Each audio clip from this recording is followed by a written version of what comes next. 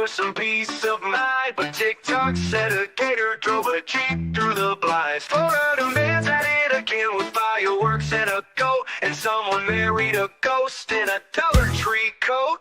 Hey, what in the Walmart rapture is going on? Aliens dancing in a Waffle House song. Karen's got a taser in the checkout line. And Dr. Oz just adopted birds to fight off crime. Oh, I'm just sitting here scrolling my jaw on the floor. The internet's a circus and I can't take no more. Yeah, when it's wildin', there's a raccoon in the sink. Someone robbed a Wendy's just to steal a frosty drink. A pastor's gone viral yelling about the end is near, while folks ride hoverboards in wedding gear. Hey, what in the Walmart rapture is this mess? Florida's a movie, but it's filmed in VHS. Someone fed meth to a squirrel named Dave, and now he's in a cage just throwing rave. I'm just Good morning, everyone. Welcome to the first, week where we actually know the days that we're on. Everyone's back to work, back to school. So it is the 5th. It is a Monday, in case you're still kind of in that nebulous what in the holiday. Your GPS on the time continuum is Monday the 5th in January.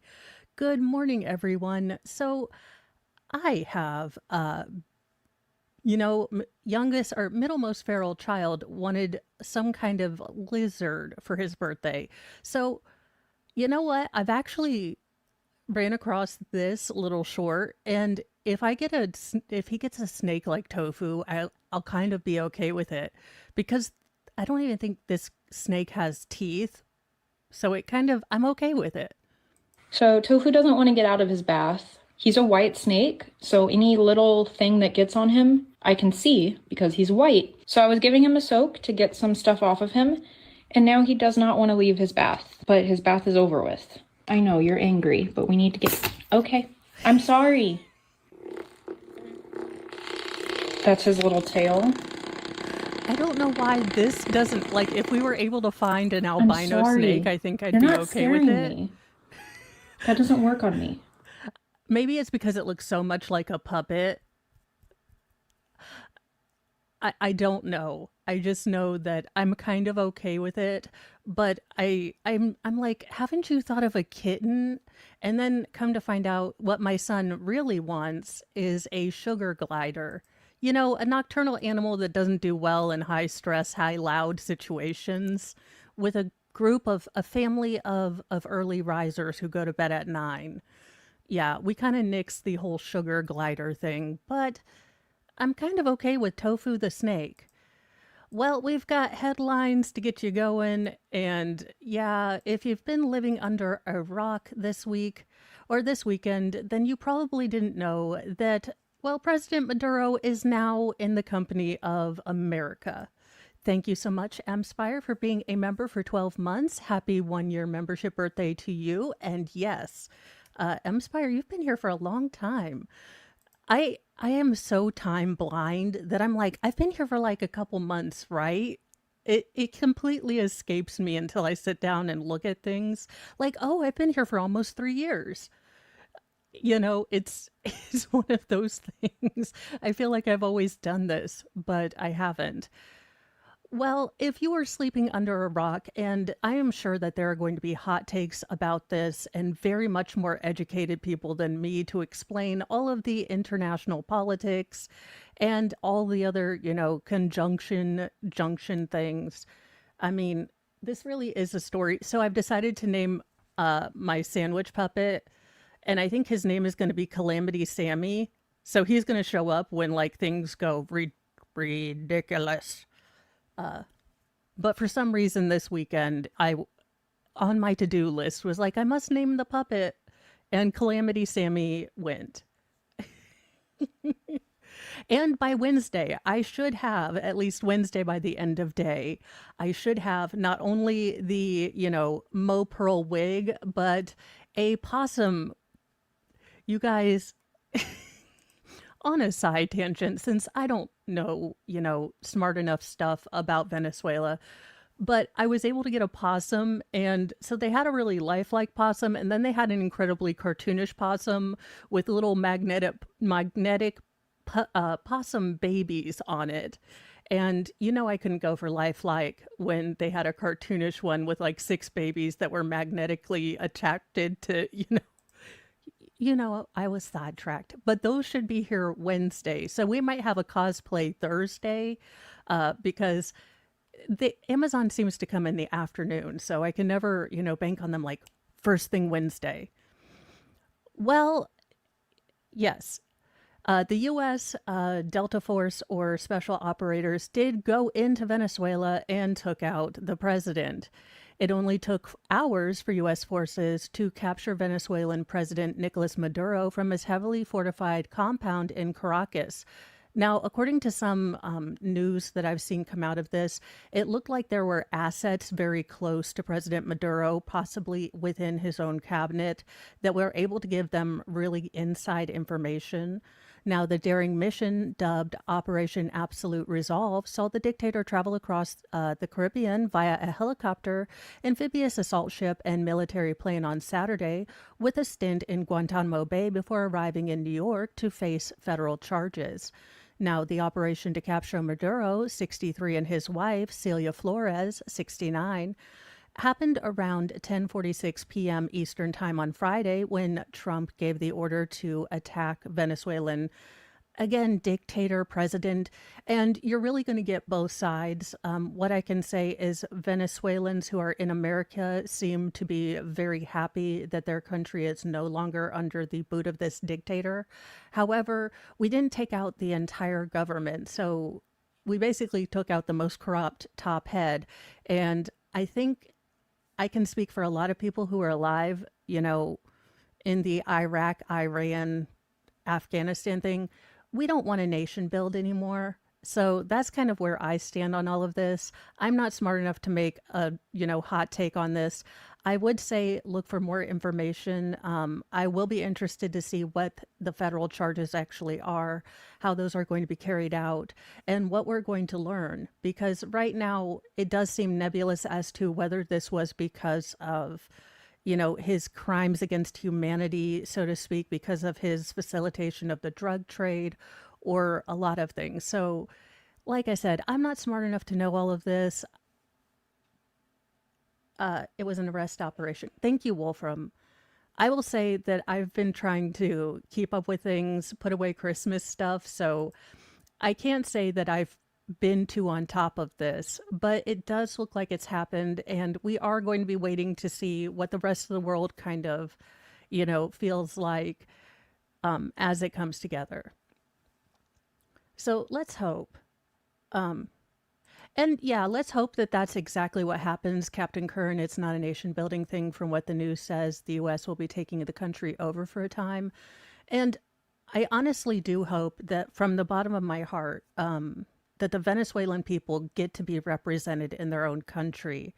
It's horrifying what, one person can put an entire country through. I hope that they have a more peaceful return to some kind of democracy, some kind of non-corrupt thing, but I'm not Pollyanna anymore. I don't think things are going to change. I think you're going to get possibly a less corrupt, government that's pro-America. I don't know whether that'll be good or bad. Time will tell. I do know that the history of everything and war fronts already have. No, the history of everything doesn't have a video out yet, but War Fronts, Simon Whistler's channel does.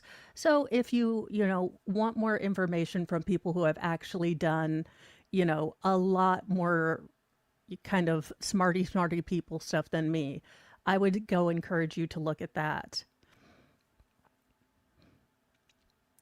Now, do what now? I need someone to explain this to me, but it looks like the owner of the Swiss nightclub where the deadly fire broke out was a quote-unquote known pimp who did time for fraud and kidnapping. I mean, this makes sense, I guess. One of the owners of the Swiss ski bar where 40 New Year's Eve revelers were killed in a horrifying fire had an extensive criminal history dating back more than 20 years and had even served time in prison.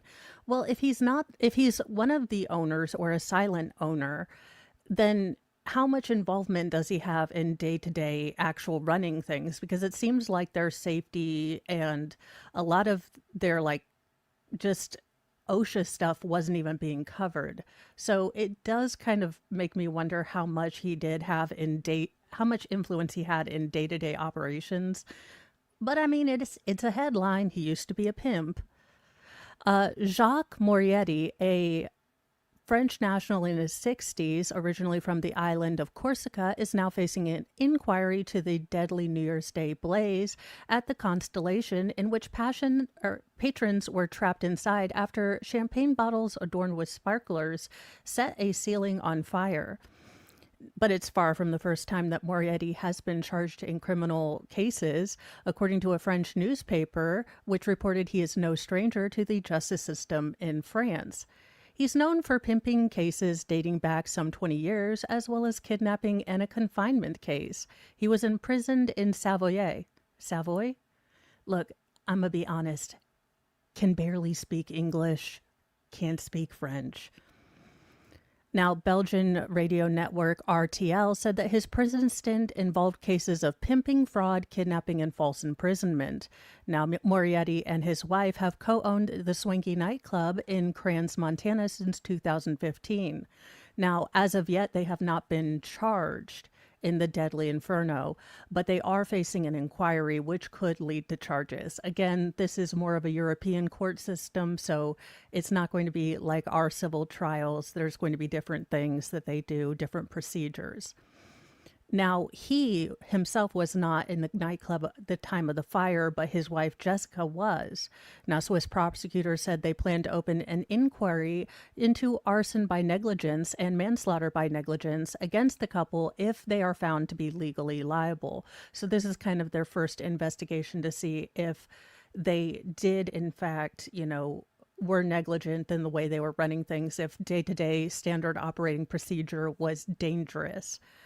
Everything suggests that the fire was started with incandescent candles being placed on champagne bottles that were then placed too close to the ceiling, causing a rapid and widespread conflagration, said Swiss Attorney General Beatrice Pollard.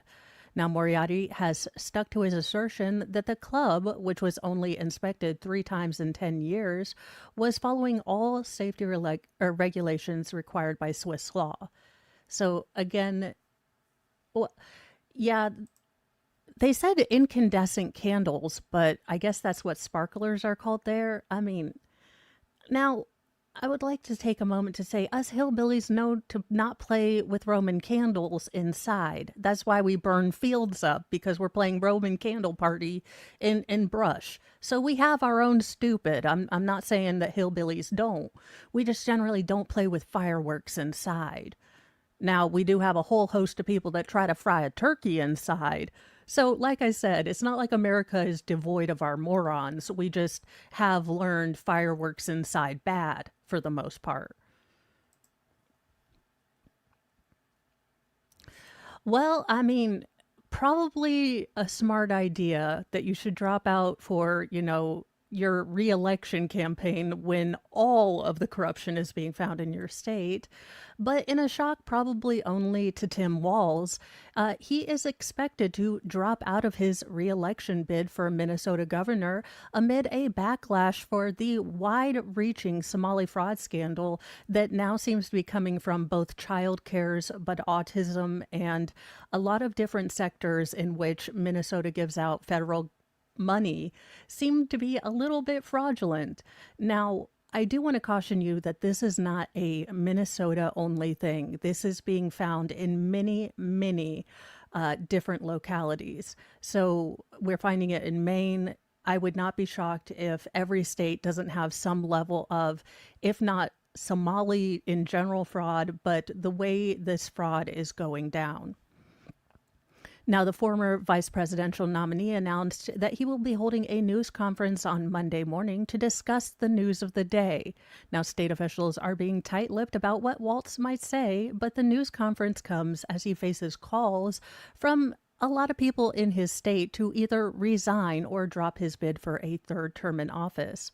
Now, again, I don't think that he can actually run and get any sort of votes. So I do think this is smart on the Democratic side to recognize, I'm guessing this is not his choice. He doesn't strike me as a person who would willingly step down from power. My guess is that the DNC is calling him and saying, you're about as popular as herpes in August. And he's like, no, everyone loves me. And they're like, no, we've seen the numbers. Herpes in August is actually more popular than you. You know that the smell of like dumpsters in August, that's actually more pleasant than you. So, yeah, I don't see him having a political voice for much longer. What I would like to see, if he had knowledge of this amount of fraud and told people to stop it, I would like to see some people in suits go to jail. I would like to see some people who look the other way go to jail. I would like there to be some kind of general catharsis for us pay pigs, the taxpayers, to know that, hey, the guys at the top who ignored it, who got votes from it, who got donations from it, are actually going to go to like jail.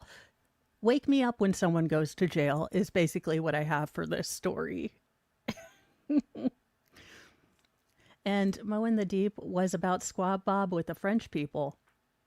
I have no idea.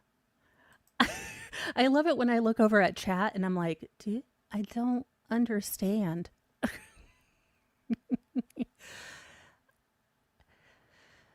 Well, because we need something to laugh at, this is a little older, but I never actually pulled it up during the holiday, but this one just made me laugh out loud. Now, in probably the most obvious game of Where's Waldo, can you find the person who probably isn't supposed to be here? A fugitive migrant criminal brazenly tried to hide in a town's nativity scene. Well, I mean, it almost worked.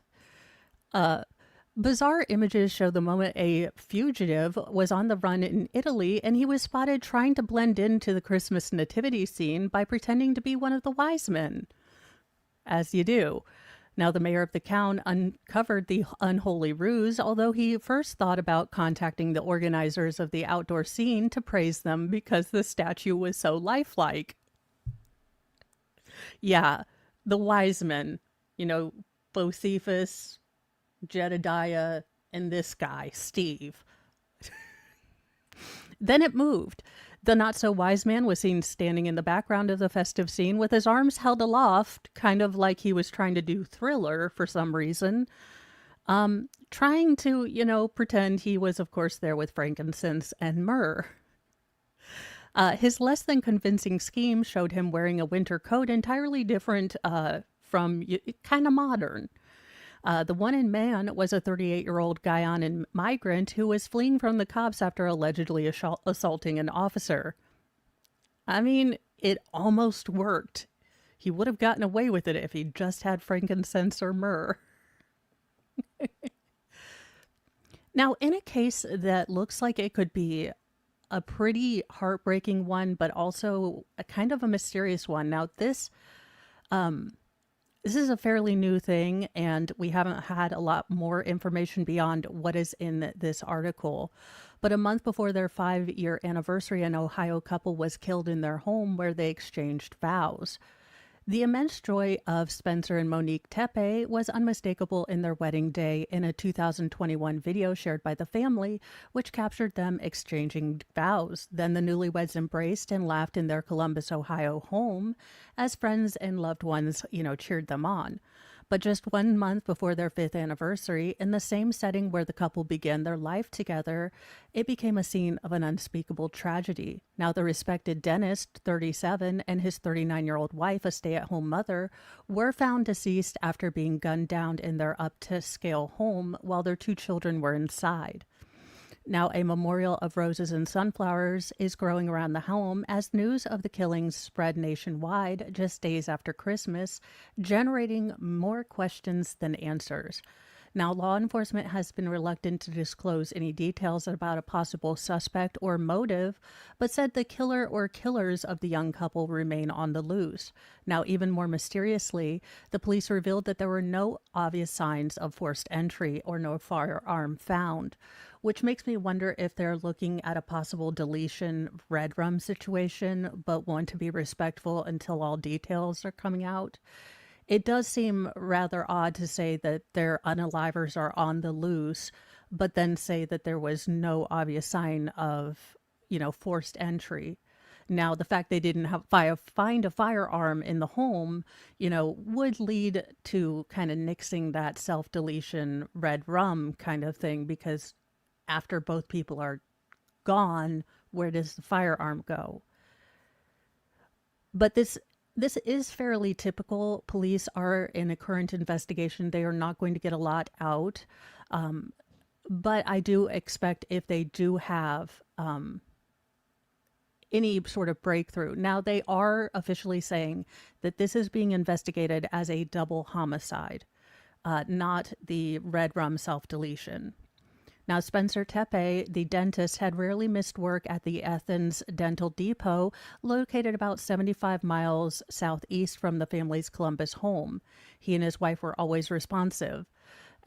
So when he didn't show up on Tuesday morning, his coworkers got pretty concerned when he wouldn't answer the phone or contact even his wife. So they called him. He didn't answer. He usually does. They call his wife. She usually will pick up. If he doesn't, no one picked up. So his boss made a 911 call around 8:58 a.m. and asked police to do a wellness check, telling the dispatcher he's always on time and he would contact us if there were any issues. I don't know what else to say, but we're very concerned, and this is very out of character for him. We can't get in touch with his wife, which is probably the more concerning thing. Now at 9:22, an officer arrived at the home to perform a welfare check, but no one answered the door. Now around 30 minutes later, his colleagues and a friend arrived at the home, but still didn't get a response, and the dispatch recorded, they did say, hey, we've tried there again. Now, a man at the scene also called 911 at 9:56 a.m., saying that he was hearing children crying inside. I can hear kids inside. I swear I think I heard one yell, the caller said, according to dispatch audio, but we can't get in. At this point, I don't know if I need to break a door to get into the house or what. Now, 2 minutes later, another colleague of Tepe called 911 to say they had been unable to reach him for almost 3 hours. So around 10:03, a friend of Tepe, who said he last spoke to him the day before, called 911 saying, there's a body. Our friend wasn't answering his phone. We just came here and he appears dead. Now, officers then entered the home and found the bodies of Spencer Tempe and Monique Tempe in their home. Now, their children were unharmed. So the 1-year-old and 4-year-old, beyond, the absolute horror of being locked in with your dead family for months and months. Or not months, hours and hours. Sorry. So this does lead me to believe the fact that there was no forced entry, the fact that the children weren't harmed. I do hope that they are able to find the suspect or suspect who did this. I do believe it will probably be someone close to the family. That might know where they're. Look, y'all, we all know people have fake rocks with keys in them. Maybe they know where their keys are, or they were a friend. It just doesn't seem like something that a random person would do. That being said,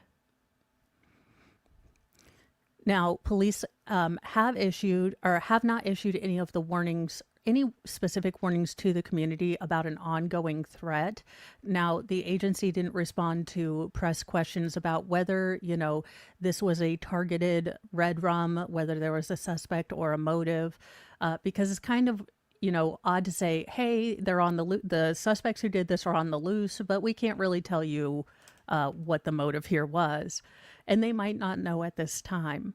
Now, there is a police crime camera situated on a utility pole at an intersection located just 100 feet from their home. Now, police have probably captured, information from that. Again, we don't know a whole lot about this. I would be interested to hear more about this story, but if they do eventually find suspects, don't expect more information from the investigation to come out. I mean, all of this is in service to hopefully find the suspects that did this and get them to justice. So we might not get a whole lot more of this until this goes to trial. Now, autopsy reports have been done, or autopsies have been done on both tempes, but it can take 8 to 10 weeks for those results to come back. So while we do have some answers, we know that this is being researched and investigated as a double homicide. We don't know very much beyond that. So it will be interesting to see if we get more information and if they find a suspect fairly quickly. Well, again, not to scare you, but to make you mindful, there is a growing crisis in our healthcare system. A deadly superbug is spreading across the U.S. Drug resistance of this particular fungus has grown. So this isn't to scare you, to make you deathly afraid to go to hospital, but it is, giving you information so you can be the best advocate for your health. A deadly drug-resistant fungus is already spreading rapidly through U.S. hospitals and is becoming more threatening worldwide, although there might be hope for new treatments, according to new scientific review. Canidia, look, basically it's a super fungus. It's called a super bug fungus, and it's spreading globally and is increasingly resistant and resisting not only the drugs we use to kind of combat funguses, but the human immune system. This is always an evolutionary, tug of war. We, develop an immune system. The viruses try to, get around it. Now, the findings reinforce prior CDC warnings that have labeled CRS a urgent antimicrobial threat, the first fungal pathogen to receive that designation. Now, U.S. cases have surged, particularly in hospitals and long-term care centers. There were approximately 7,000 cases identified across dozens of states in the U.S. in 2025, and it has been reportedly identified in 60 countries. Now, the pathogen is difficult to contain, and outdated diagnosis and limited treatments lag behind. There's a different pathway that, funguses and parasites. The human body is not as great about catching parasites as it is about catching viruses. So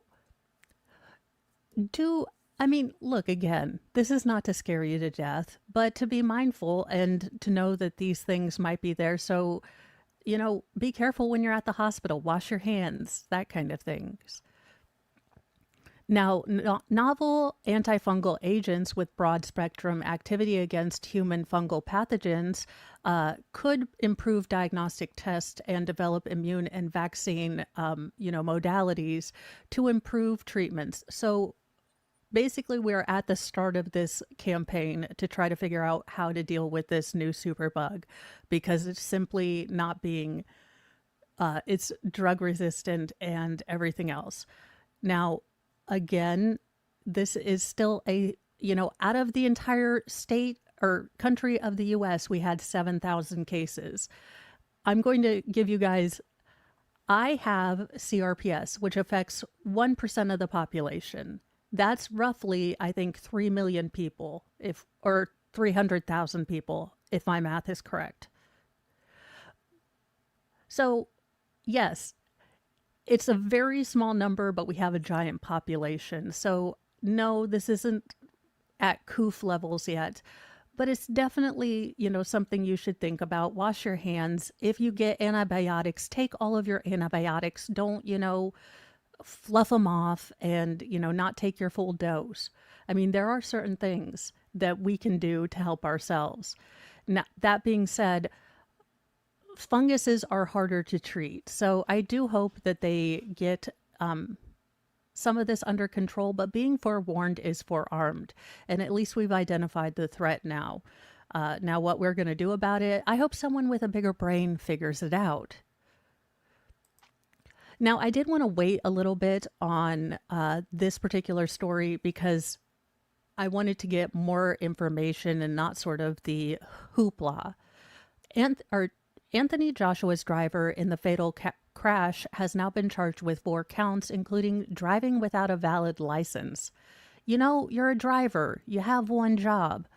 You should think you would have, I don't know, a valid driver's license.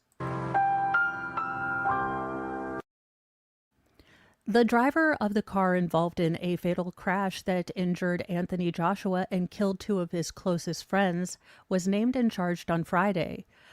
Coyote Ayadande was driving the Lexus SUV that collided with a stationary truck on the Lagos Abadan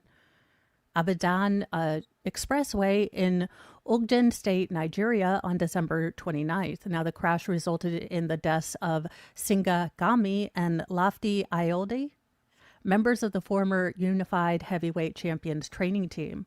Joshua, 36, was initially hospitalized following the crash and discharged on Wednesday after being deemed clinically fit to recuperate from home.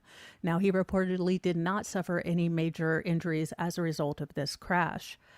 Now, Coyote was charged at the Samgu Magistrates Court on Friday with 4 counts: dangerous driving causing death, reckless and negligent driving, driving without due care and attention, causing bodily harm and damage to property, and driving without a valid license. Now, Ayande denied all charges and was granted bail for 5 million Naira, or about $3,480, and remained in custody until his bail conditions were met. Now, the case was adjourned until January 20th for trial. A preliminary investigation ruled that the SUV Joshua was traveling in was overspeeding, which led to the front tire of the passenger side bursting and a subsequent loss of control of the vehicle during an overtaking maneuver where it crashed into a stationary truck. So again, I did want to wait for more of this, and I don't know how the Nigerian legal system works. It seems quite speedy that he would be charged and then they would go for a trial on the 20th of January. But I don't know how their legal system works. So this might be completely above board. This is how all cases work in Nigeria. I don't know. But I will keep you updated as we get more information. Well, oh, I forgot to bring this up. I have been our final form Jesus stories of the day, because sometimes the headlines make you wonder if we're in the end times. The key keep its grove, thou glowing shrine of thirst traps, scams, and dollar signs. We chant in tones both grim and low, for virtue fled a long time ago. Kyrie eleison, Christe descendat, final form Jesus return in wrath. With 6-pack glistening sword in hand, he cometh swift to cleanse the land.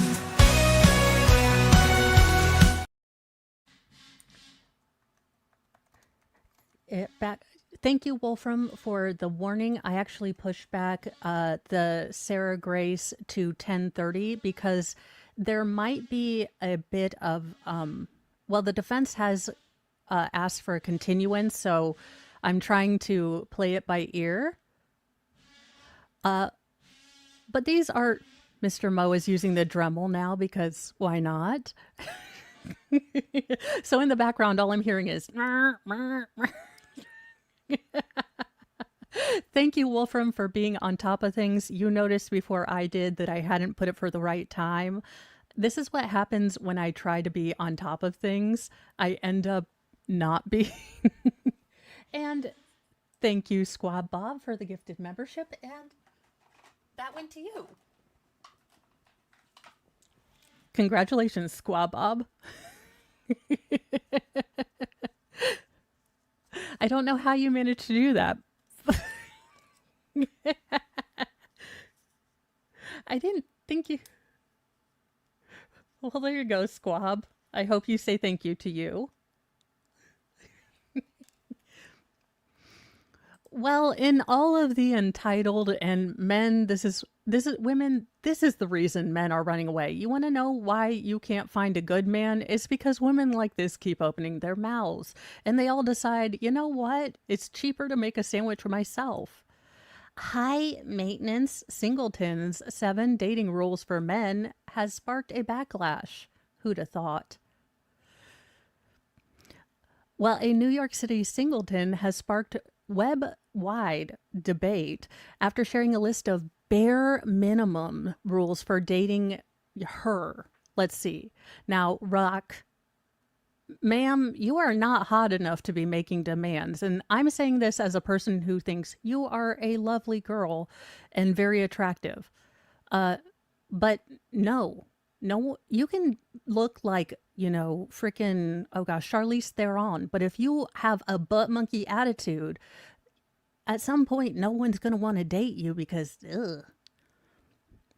Now, she's in her 20s and she told the Post that dating as a single woman in the Big Apple is a complete cesspool, stating men are either gay, too good to be true, or ran through. Sure, ma'am. And you're so special you deserve what? The person in the suburbs would just never understand that, Raquel reeled. Like the best man in the entire world, the guy who seems he's like an effing catch is actually evil. Or maybe you look nice on the outside, but you're an utter swamp donkey in your soul and you attract the like. I mean, like attracts like, I'm just saying. Now she devised a 7, step rule so she wouldn't get any more losers. Okay, number 1, pay the bill. If you split the bill, I will never speak to you again and I will slander you. Okay, heifer. I mean, good luck with that. You do understand that this is the hottest you will ever be. And the amount of time that you are at the hotness level where you can demand this shit is less than like a fruit fly's lifespan. You do realize at some point you're going to have to cobble together like a functional personality because people will actually grow up and want to see that before they see your cleavage. 2, open the door. All doors. I don't touch doors. Number 3, let her order first. 4, let her sit in the booth, obviously. 5, walk her to her home, her car, or her Uber to prove you're not a huge pussy. 6, don't mention your ex, whatever your situation is, or this girl I used to talk to. And 7, sidewalk rule. Yeah, she clearly hasn't gone to Bonnie Blue University. You know what, ma'am? I'm going to be explaining to my boys that this is exactly the woman you don't want to marry, you don't want to be with, because every single thing has been about her.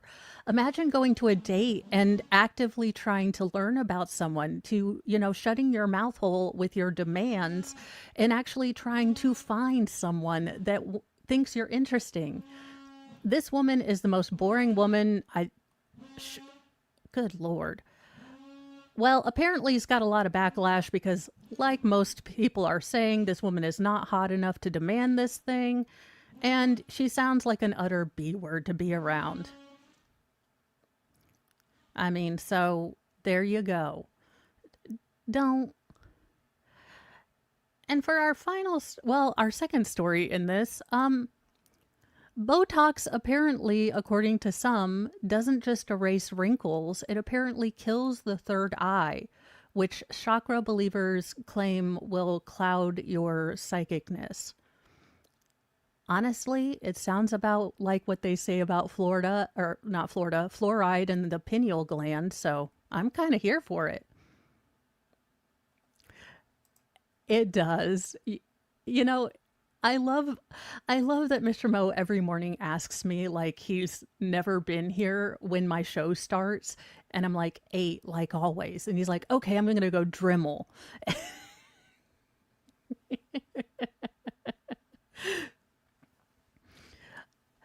Sophie Velensky felt it the moment her forehead went still. I got like Botox for the first time a couple months ago, and I immediately texted my psychic because I felt weird and off.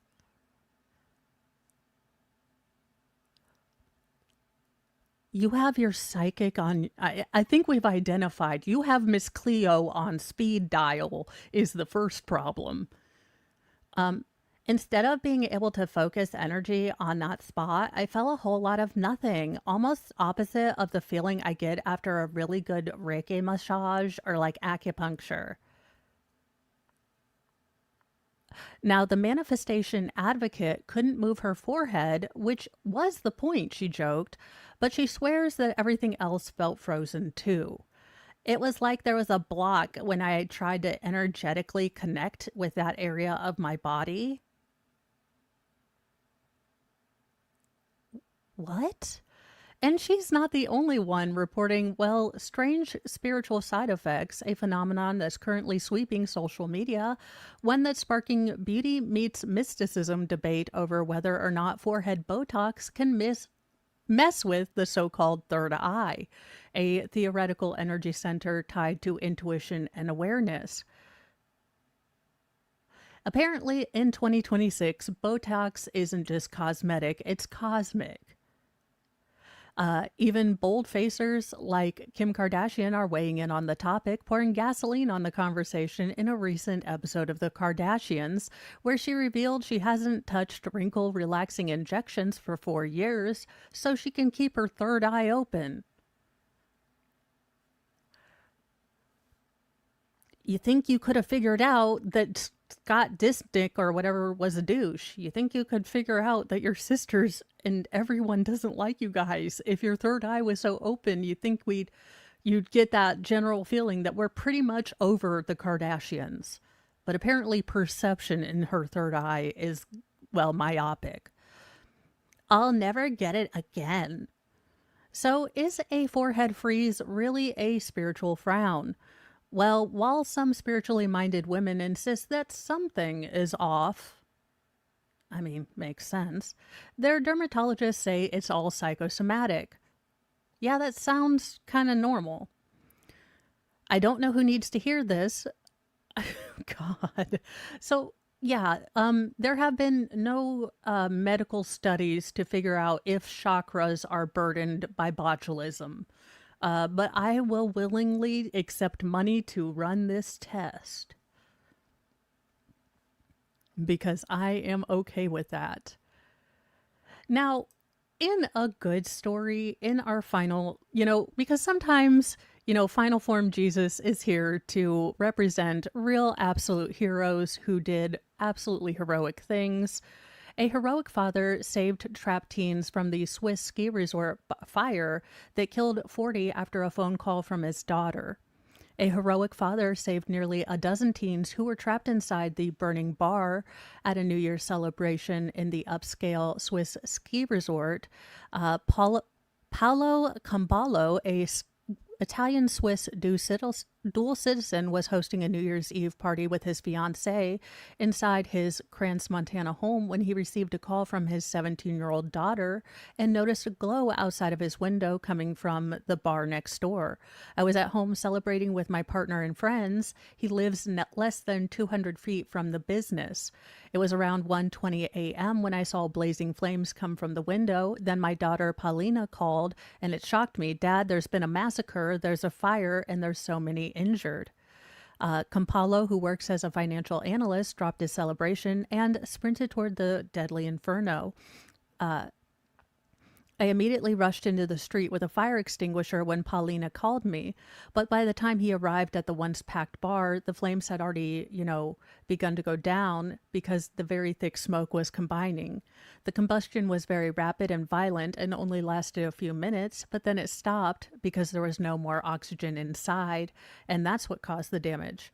I immediately realized that the fire extinguisher wasn't needed. I tried not to lose my temper. Help hadn't arrived yet, so I looked for an alternative way to get out. Campo said with the help of another hero, they discovered a back entry into the bar only to find it locked as several teens remained trapped inside. I don't know if it was an emergency or service entry, but it opened outward. It was blocked or locked on the inside, and behind it, through glass, I could see hands and feet, bodies on the ground. So two strangers then broke the window and found it large enough to bring the trapped patrons out. We put our foot against the adjacent window and pulled with all our might. The firefighters were getting organized, but there was no time to waste. At least an axe would have been needed, but they didn't have anything. So we didn't need it. We didn't know how we did it, but we did it with all the strength we managed. He first arrived at the burning bar. He found his daughter outside. So I'm glad that his daughter was okay. I'm glad he was able to open the doors. I do think that we're going to find a lot of issues as far as the service entrances being locked and blocked. Again, that is the fishy part that is showing up for me. Why were all these exits and entrances and kind of overflow places deliberately either remaining unlocked or things like that?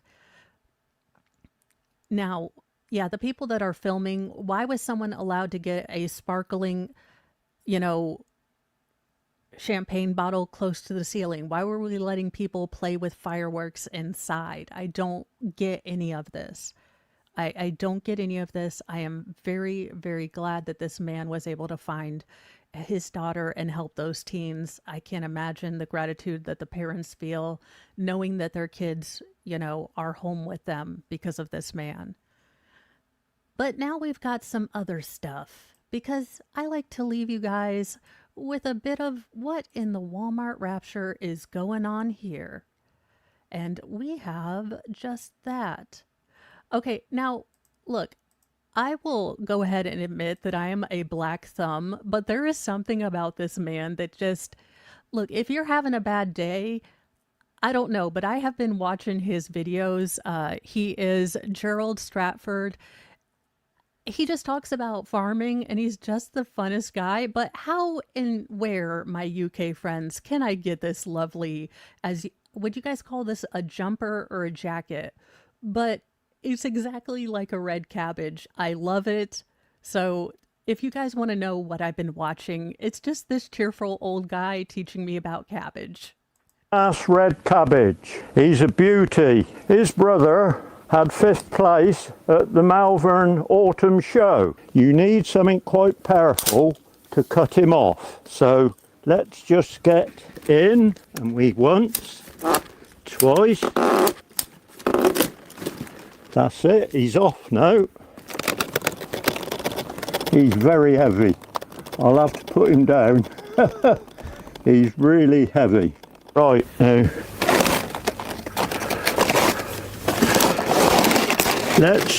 Now, I know that I don't eat a lot of vegetables, but what the hell does one do with that much cabbage? I mean, because I have no idea.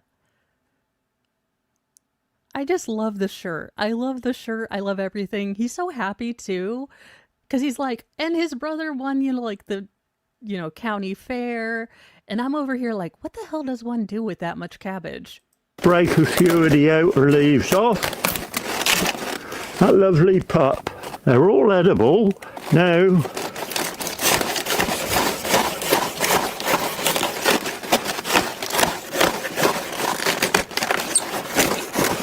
it's like sawing a tree down. Yeah, again. Look at that, for a beauty.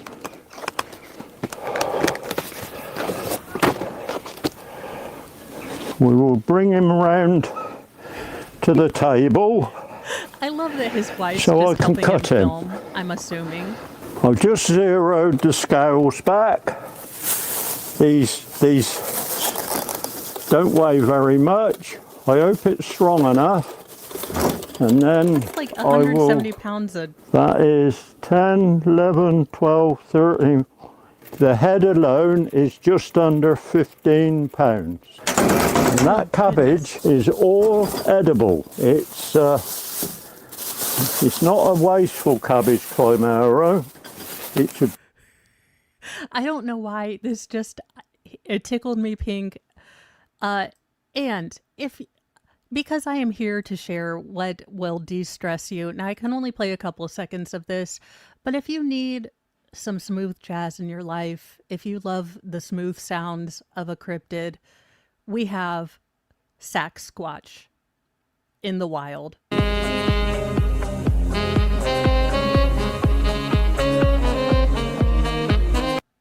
Why didn't I think of this? Why didn't I think of this?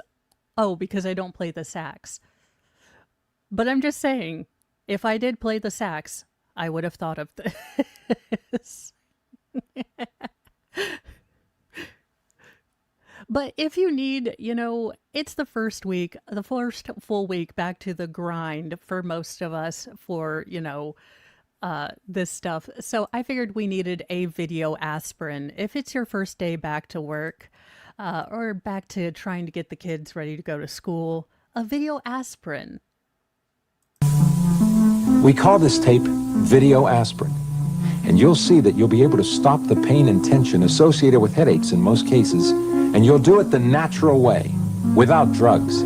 Have you ever thought about how a baby breathes? Think about it. Well, I did when the first lactation consultant came in and she kept shoving my first child deeper and deeper into my boobular region. And I was afraid my child was going to mother, but she's like, no, they like to be very... Yeah, I did think about how a baby breathes only then. A baby's belly rises and falls naturally. Imagine a velvety black screen before you. Allow a number 1 to appear in the center of the screen. Number 1. Oh, hell no. I saw this shit in Stir of Echoes. I don't need to be Kevin Baconized. Oh, hell no. Because you know what happens? I don't get fun psychic powers like telekinesis or the Force. No, I get to solve mysteries with neighbors who want to take me out because I learned the mystery. Oh, hell no, you are not going to Stir of Echoes me. I see how you Now, are. let a number 2 take its place in the center of the screen. Doesn't that feel great? Don't be surprised if you feel the urge to yawn. Dang it. No, Remember, you're supposed to. no. We call this tape video aspirin, and you'll see that you'll be able to stop the pain and tension associated with headaches in most cases, and you'll do it the natural way, without drugs. Have you ever thought about how a baby breathes? Think Sorry. about it. A baby's belly rises and falls naturally. Imagine a velvety black screen before Yes, that's you. Dingus. I now have Allow more a and Dingus number on me. 1 to Why appear did this in the go? center. Did this rewind? Urge to yawn. Remember, you're supposed to relax. Press moderately and hold. Tell yourself, I am calm. I am She-Ra. No, I mean, it almost worked. It almost worked. I guess I didn't. The power of one, the power of two, the power of many. am calm. I am calm. I am calm. I am calm. Now close your right nostril with your ring finger and inhale through your left. Raise your eyebrows as if you were surprised. Open your eyes wide and Raise your eyebrows like you're surprised. If you paid money for this video instead of buying Advil, imagine how shocked you are. hold. 1, 2, 3, 4. 1, 2, 3, 4. 1, 2, 3. Yeah, imagine you could just pop two Advil. But no, you could do this instead. I mean, honestly, it just looks like what I do when I hear stupid stuff. 4. 1, 2, 3, 4. So there you have it, the video aspirin. Take one and call us in the morning. Enjoy feeling calm.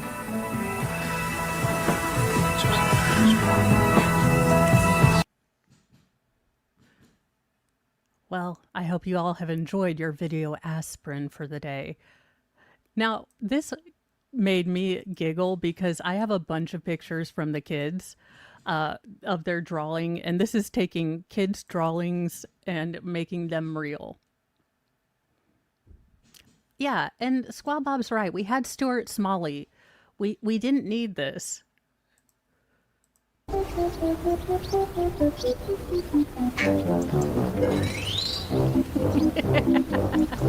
don't know why little things like this make me laugh. A long time ago, I saw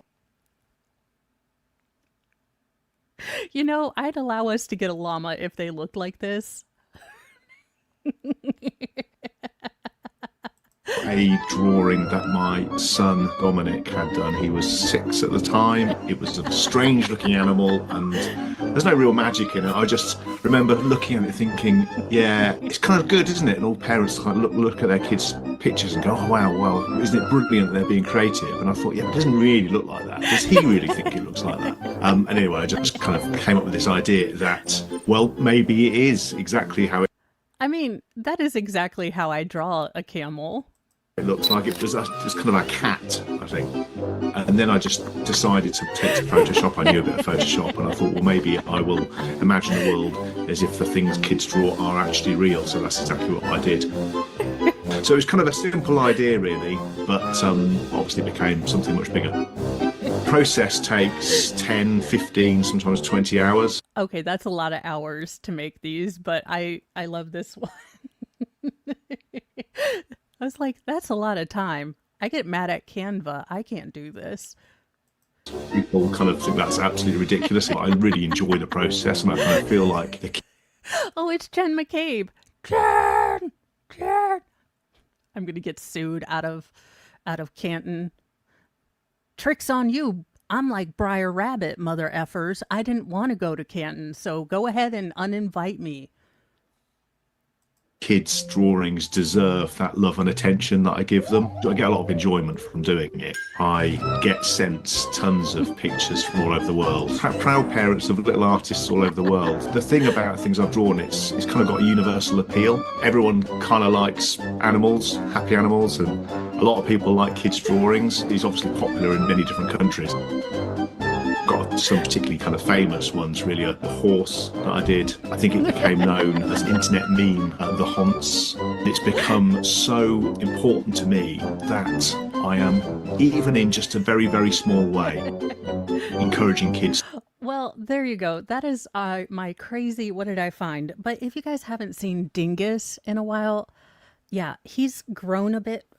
Yeah, I can barely get your bulk. Yeah, he has bulked up. He's like, no, you have the heater on, lady. I'm sitting next to the heater. Mr. Moe's trying to get some stuff done without the cats, so they're all in my room, and they all love my chair. Not so much me, but my chair, because it has heat. And I would just like to say that the two cats that are on my lap are not the slender cats. It's a Maine Coon. Dingus is a Maine Coon. He was going to be... Here, show your face. I know, you're bored. You don't want to. Oh. Yeah, no, he's 40 pounds of cat. He literally is. So he is by no means skinny. And he's like, I'll just sit here.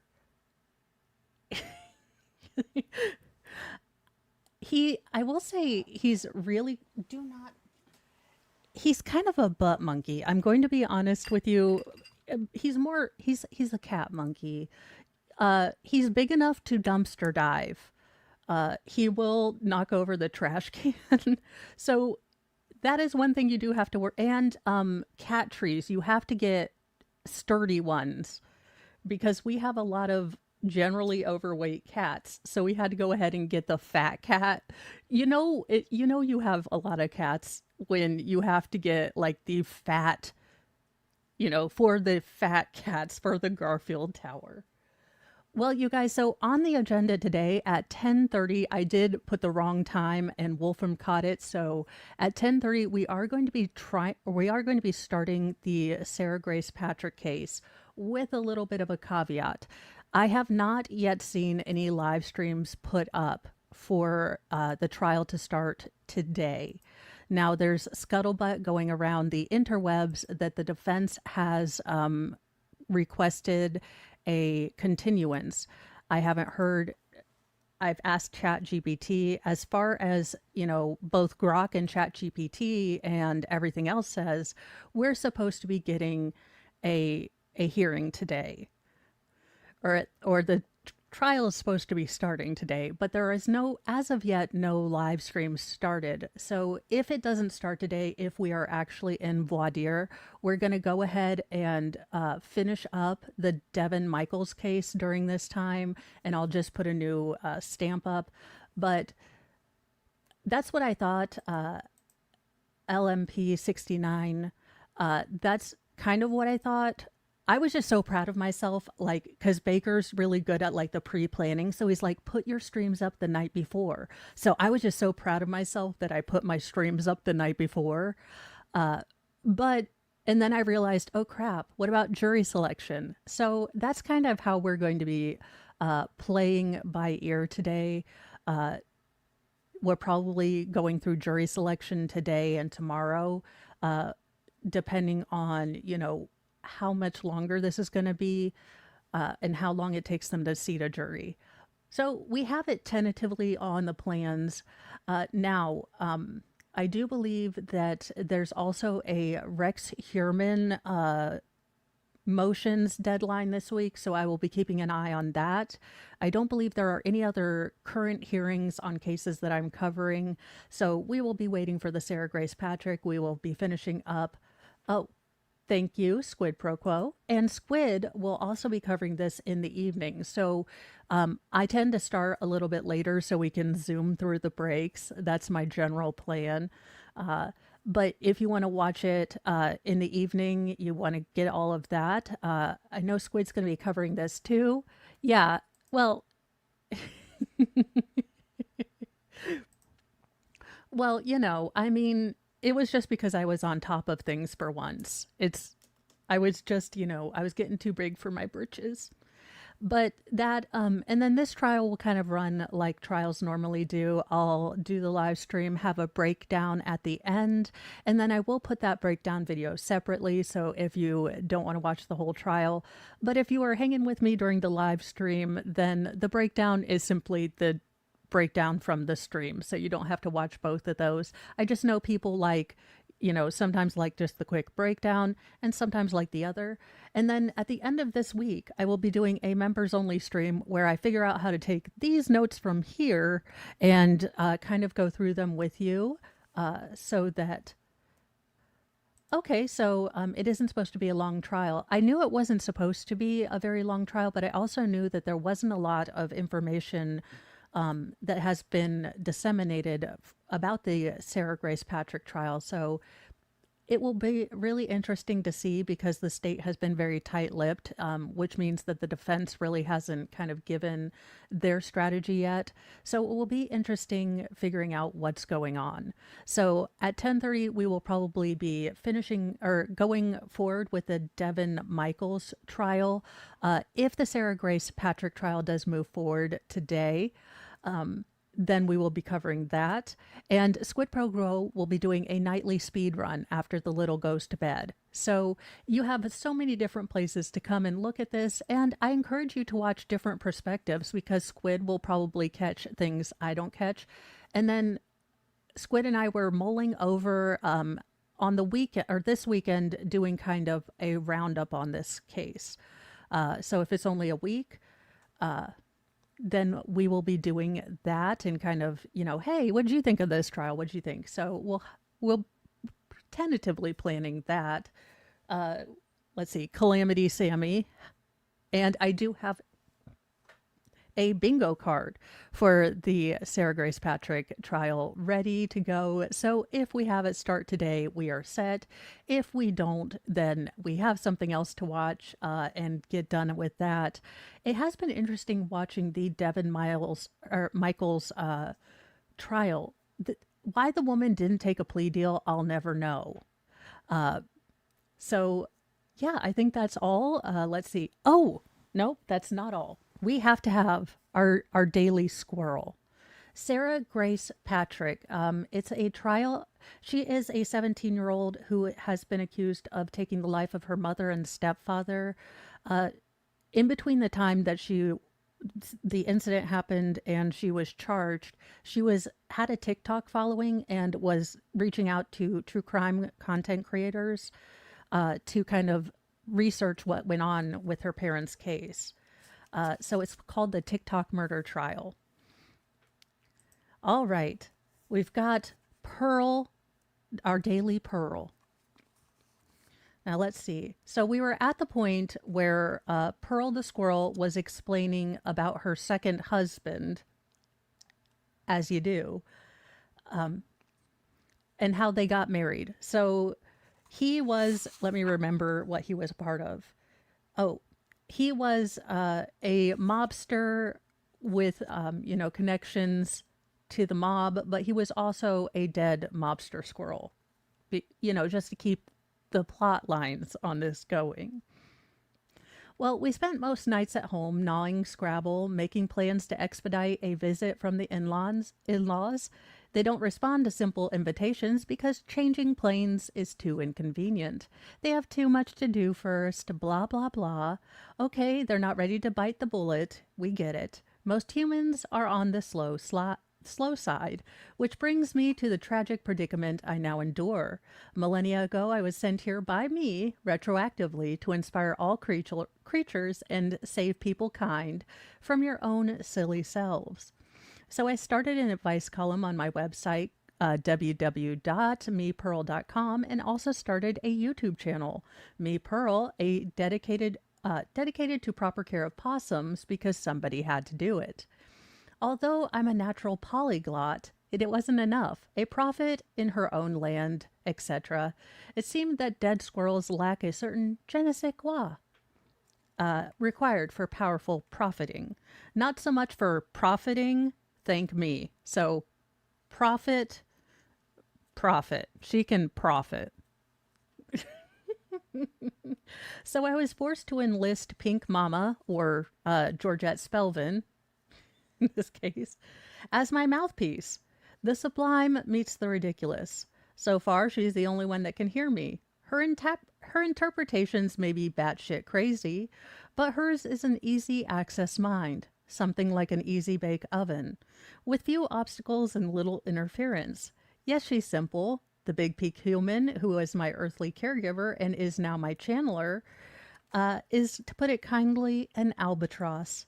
I listened to Seth and Abraham and Ramatha complaining, yes, kindred spirits hook up over here. But their challenge is nothing compared to, well, don't get me started. Georgette is no Yelena Petrovna Blaskowski, is all I've got to say. Just know that I am accepting applications for a new and far worthier channeler. So if you've been awakened at 3 a.m. by what sounds like squirrel chatter in your head, you might be the second coming and the next to be anointed by me, the great and powerful Pearl Degasi Sabadra de Wisdom de Tout. I like that. There you go. I love this woman. I still can't figure out if this is a bit or if she's serious, and I think that's what makes it so funny. Also reminding you, I am creating my own book. I just need to remember my moisms after I say them because they're like out and gone and forgotten. But after our pearl of wisdom, thank you guys so much for hanging out with me on this morning back to the real world and every morning all the time. Please like, share, and subscribe. If there's a story you would like me to look into, please put it in the comments down below. Thank you for joining me. I'll see you in a little bit. Be kind to yourself. Be kind to others. But have a sassy mouth and carry a can of bitch fire because you know what? You might be like on the cusp of receiving psychic squirrel transmissions. So you need to be, as ready as you can be for that stuff. Bye, you guys.